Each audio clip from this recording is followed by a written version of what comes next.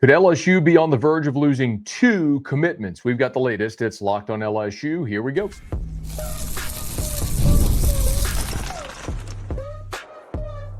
You are Locked on LSU, your daily podcast on the LSU Tigers. Part of the Locked On Podcast Network, your team every day. Okay, let's get it. It is Locked on LSU, your team every day. I'm your host, Matt Moscona. Thanks so much for making this your first listen. We're free, available wherever you get podcasts, of course, on YouTube as well. So please subscribe. As always, one of the fastest ways to help us grow is by leaving your comments below. So thank you sincerely for that. And as always, thanks to our friends watching us on the Gulf Coast Sports and Entertainment Network every Monday through Friday. We are less than a month away from the start of the December signing period. December 3rd is the beginning of the December signing period. And LSU, as of today, at the time we're recording this here on Wednesday, November the 5th, has 17 commits for the class of 2026. Now, all of these players would have the opportunity to sign with LSU coming up in less than a month.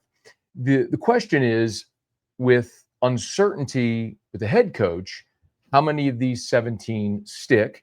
And then how many more might you be able to add? Well, the best person to ask that question to is Frank Wilson. Not only is he LSU's interim head coach, but he's also been serving as LSU's recruiting coordinator. So he is the guy in charge of all this. And I had a chance during Frank Wilson's media availability this week to ask him that question in particular.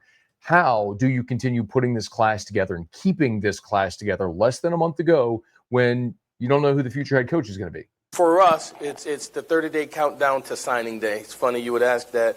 And so we have a plan, a systematic plan in the responsibility of the primary recruiter, the coordinator, the head coach, and the support staff that will allow us to do that. For an example, tonight for me is to call the 27 class, right? For tomorrow, it's to call the 26 class. I've called all of them already. But then on tomorrow to call them yet again, at least 10 of them again. And then what will happen on Wednesday, we have our power hour where we pass the phone around. And that time is used for coaches, parents, and a student athlete we may have not gotten. The whole key is communication. And so to be able to speak on our behalf and not allow someone to speak on behalf of us is the most important part. When you're void, someone else steps in and say, hey, you hear what's going on at LSU? This is what I heard. Hey, this is what I know. And we tell our committed guys, you don't have to listen to that because you have a direct line to the source. And so we make ourselves available. We communicate effectively with both the student athlete, the parent, and the high school coach, which usually bodes well for us. So maybe most importantly there is Frank Wilson is communicating a plan that they have. But the reality is all of these commits, what you hope is that they take a wait and see approach. What you don't want to have happen is have anyone flip out of this class now until you find out who the permanent head coach is going to be. And Frank Wilson doesn't know the answer to that right now. Verge Osbury doesn't know the answer to that right now. But what you can do is say all the reasons that you committed in the first place. You wanted to play in the SEC. You wanted to play at LSU. Your position coach is still in place, unless except for Joe Sloan, who's been replaced already. There's a lot of those things that are still in place, and one of the messages generally is commit to the school, not to the coach. And if you commit to the school, LSU still has a lot to offer. Now, I think it's also unrealistic to assume there would be no attrition. Look at Florida. Look at Penn State. These places, Arkansas. When UCLA, when coaches are fired, you inevitably will see players decommit or flip. One of the interesting things, a tie that binds currently, is high school NIL, which I'm going to talk a little bit more about that as well. And if you're an everydayer, you've heard me talk about that. But it is one of those things that is allowing players to be paid presently, which does keep them financially and contractually bound to LSU for longer. Again, I'll get into that a little bit deeper in just a quick second. But there's one other thing I wanted you to hear from Frank Wilson. This wasn't specifically a question about recruiting. The question was about Harlem Berry, of course, is the 5-star freshman running back on this LSU team right now. Figures to have a big role this week as LSU is going to play Alabama. But Frank Wilson talked, when he was asked about Harlem Berry, when you listen to the detail in which he goes in this answer, it gives you an understanding and illustration of why Frank Wilson is so good at relationship building, which has made him an elite recruiter. So, his dad and I went to school together. His dad was in a band when I played football. His grandfather is a musician, so they're New Orleans jazz culture to the max. His mom is a member of Zulu and all this great stuff. She went to Warren Easton. And in the courtship of Harlem, a lot of it was rekindling, reminiscing with his parents, and then observing him from afar. And from his sophomore year, he was in the state track meet as a finalist, state champion, or runner-up in those years. But he was going to a school that was not necessarily a football mega, if you will, and at St. Martin's. And so everything you were doing was a projection. Now, you knew what he had done in NORD, which New Orleans Recreation Department, kind of like our BREC. You knew what type of player he was then, going against the best players in the city at that time. So even though he was going to a school that wasn't necessarily a football powerhouse, you saw the flashes, the body movement, the contact balance, all the things that you look for in a dynamic student athlete or football player.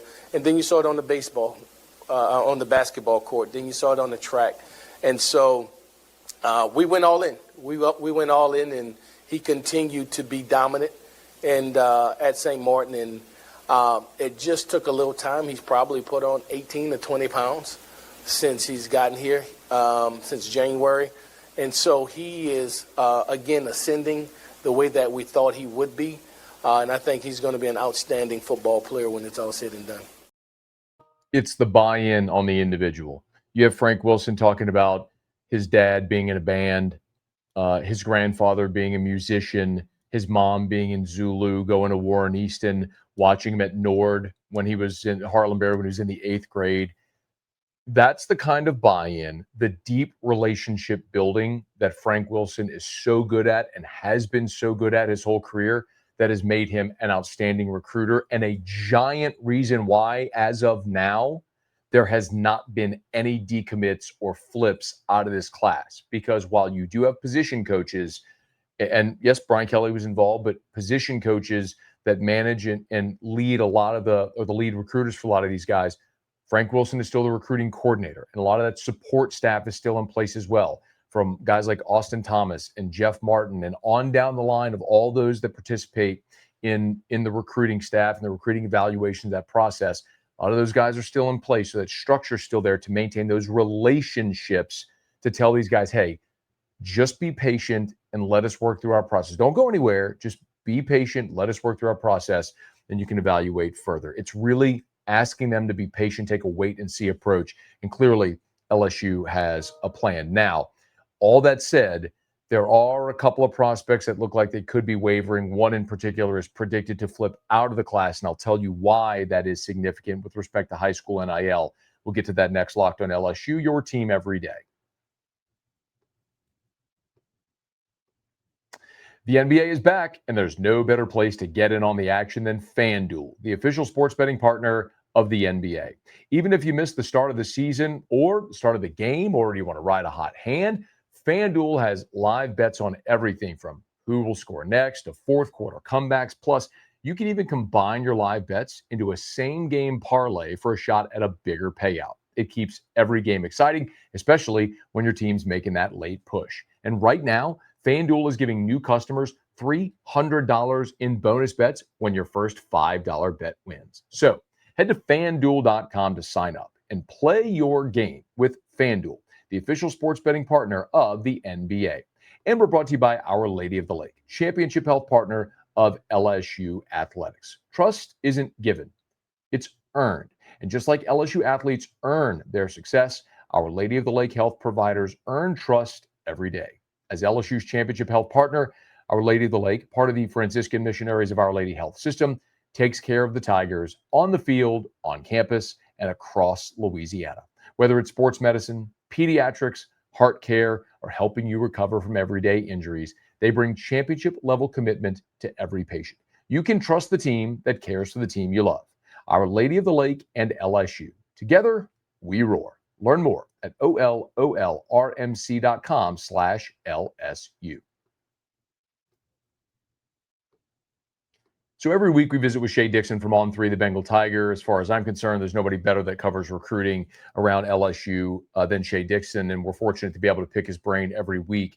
And with the coaching change, you would naturally assume there would be some attrition. And the name to keep an eye on the most is Bryson Cooley. Now, Bryson Cooley is an offensive lineman out of Mississippi, and it looks like the Tigers could see a flip soon. But Bryson Cooley's an offensive lineman they've had committed out of Mississippi, out of the Pine Belt from Laurel. So PJ Woodland came from Hattiesburg. They had Tristan Keys from a while at Hattiesburg, and now you've got a Laurel kid in Bryson Cooley. And he committed to LSU over Bama, over the in-state schools. So was considered a pretty highly sought-after prospect, still is.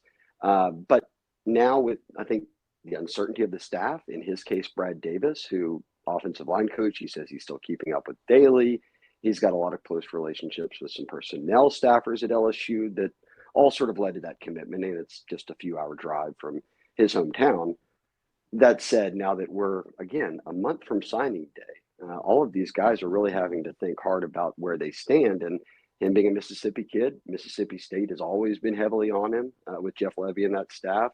That was the final school he visited beyond LSU before he did kind of come to a decision and pick LSU. And now Steve Wiltfong just went ahead and made the move to switch his pick from LSU onto Mississippi State. So it appears things are trending that way for an in-state kid. But again, some attrition here is expected.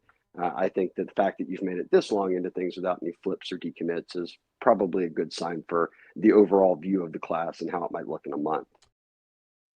You know, something worth keeping an eye on there with Cooley. And listen, Cooley is a really good prospect. Okay, this is a guy you were excited to get out of the state of Mississippi. He is a 4-star. He's rated number 388 nationally, the 31st best offensive tackle in the country. So this is a big time prospect that you wanted in this class, no doubt. I referenced a bit ago, though, high school NIL and why that is potentially significant here. Now, again, if you're an everydayer, you've heard me explain this, but I'll explain it for the benefit of those who maybe aren't familiar with this. So most states in the country allow high school NIL, which is to say that it is not regulated by the NCAA. So it's under the same guise as what NIL was before revenue share. So pay for play. Okay, just think back to a year ago where collectives were just stroking checks for your current roster. Well, that's no longer allowed, right? There has to be true third-party NIL deals with your current roster. Now, you can do rev share, but if you're going to do an NIL deal, it has to go to the clearinghouse to say, yes, that's market value. You can't just pay someone $500,000 to show up for one appearance, right? It has to be market value. Not the case in high school. High school NIL is allowed, so collectives are still allowed to fundraise and effectively pay for play through high school NIL for recruits.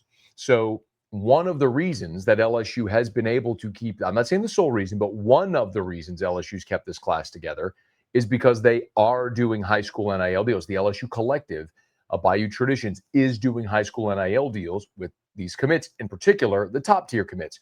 Your Lamar Brown, Richard Anderson, Bryson Martinez, top guys in this class.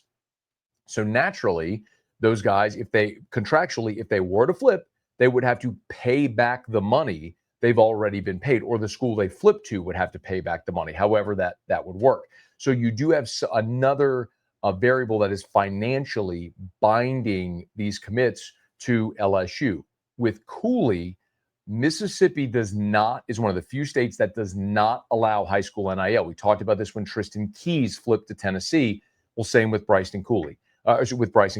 He may have certainly a rev share number when he gets to campus, and there may be promises of what he could do in third-party NIL, but there isn't anything contractually or financially binding him to LSU right now because the state of Mississippi doesn't allow that. So Cooley could very well flip out of this class, as you heard Shea there.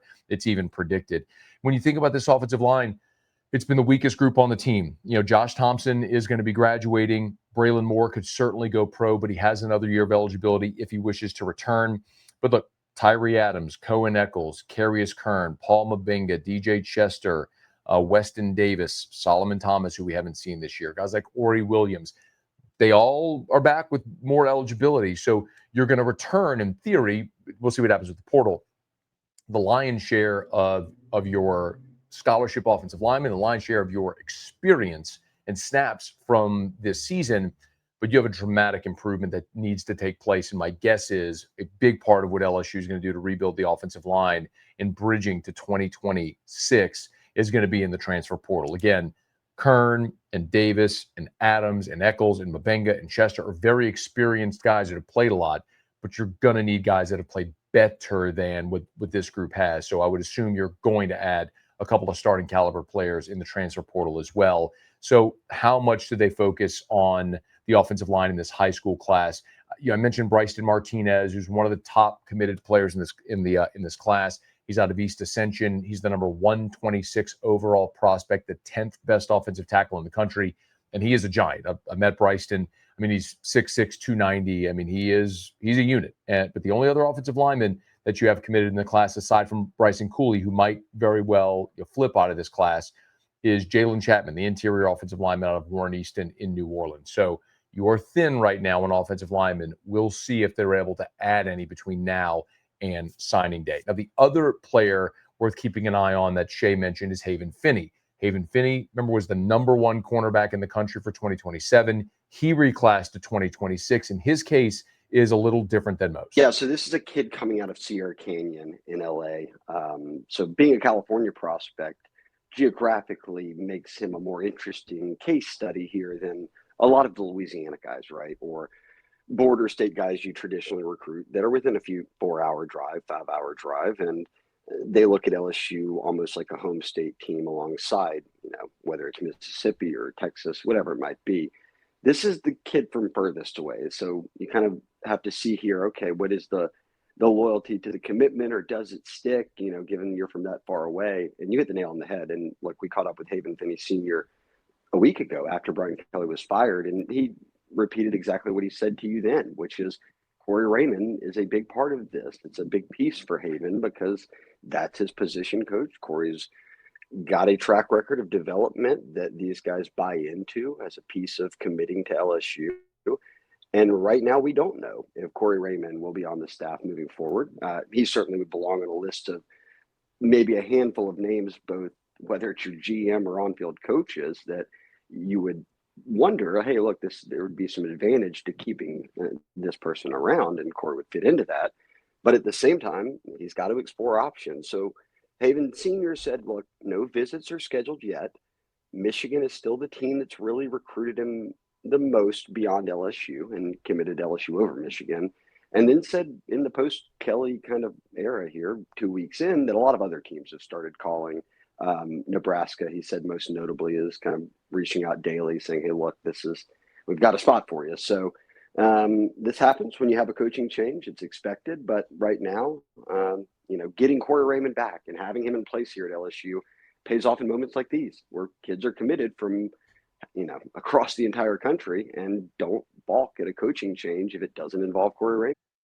The Corey Raymond component of that, I think, is so important because LSU went through this 4 years ago when Ed Ogeron was out and Brian Kelly came in and he didn't retain Corey Raymond. It's something we've talked plenty about over the years, but you saw what happened. You saw the erosion of DBU. There was a lot of, I don't need to call names. I don't need to go find receipts. You know who you are. But there was a large component of the LSU fan base that thought Corey Raymond stopped recruiting, lost his fastball, couldn't coach anymore, all that stuff. Clearly stupid. He went to Florida. Brian Kelly hires him back. And now you've had this infusion of talent again, and LSU's good in the secondary again. Shocker. You don't really forget how to coach backpedaling and flipping your hips and high pointing a ball and motivating guys and what type of talent you're looking for at corner. Corey's the best. There's a reason he's the best. And I also think that it should stand to reason that whoever is the next head coach, whether they retain Frank Wilson, they bring in Kelvin Shepard, they hire Lane Kiffin, whoever it is, that Corey Raymond should be at the top of the list of coaches that would be retained. Corey, Frank Wilson certainly should be guys that, regardless of who the next head coach is, should be retained on staff. As far as the cornerback position, just specifically as we talk about Havon Finney for 2026, remember, Montour Delane's going pro. He's going to be a first-round pick, and Ashton Stamps has entered the portal. So just starting next season, you will have junior P.J. Woodland, sophomore DJ Pickett. So that's a great 1-2 to start.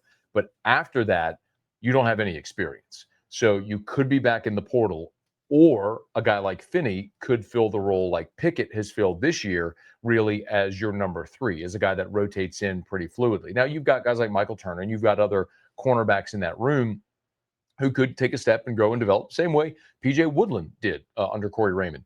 But it's also one of those things in this day and age where you're more likely just going to go into the portal and find a veteran player who's played football who can come in and be a more seamlessly transition to help you the way that obviously Montour Delane was able to do this year. But Havon Finney, if they can keep him committed, it's massive. But keeping Corey Raymond on staff is pretty obviously the key to keeping Havon Finney committed to LSU. And then one more from Shea Dixon, as we've talked about a couple of guys who potentially could be looking elsewhere. What about someone who might be flipping in to the LSU class? I think you go quickly to Auburn, who just fires Hugh Freeze. And we talked about this a few weeks ago when Jase Mathews, the 5-star receiver, as well as Braylon Womack, their 5-star safety commit. Both these kids are out of Mississippi, and both had visited LSU.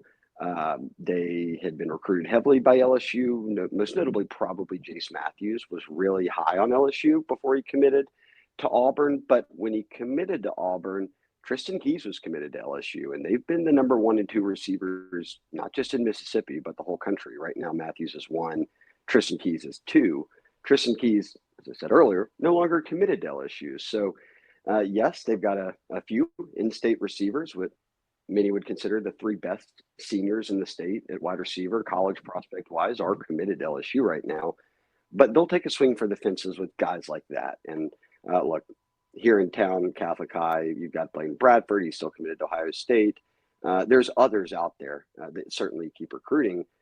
But then I have to kind of catch myself and remind myself, Matt, is that Auburn's not in that much of a different position than LSU's in right now. And who's, it's very tough to convince a kid like that, who's quite coveted, to switch his commitment right now to a school that also doesn't know who the next head coach is or who his position coach or OC might be. So bit of a waiting game here. Obviously, you go all out, you recruit them, you don't stop. But there is some questions that you simply just can't answer, and that makes things, it puts a few more hurdles in front of you between now and December.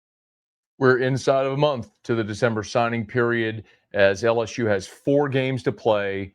They have to hire a new head football coach, but they've got to keep this 2026 recruiting class together. We'll certainly be talking about it right here on Locked on LSU. Hey, thanks so much for making us your first listen. Again, if you're on podcast, please subscribe on your favorite podcast app. Rate us, leave a review. If you're on YouTube, smash that like button, subscribe to the channel, hit the bell so you're notified whenever we post a new video. And let a friend know that if they love the Tigers, we got you here every single day for Locked on LSU. It's your team every day.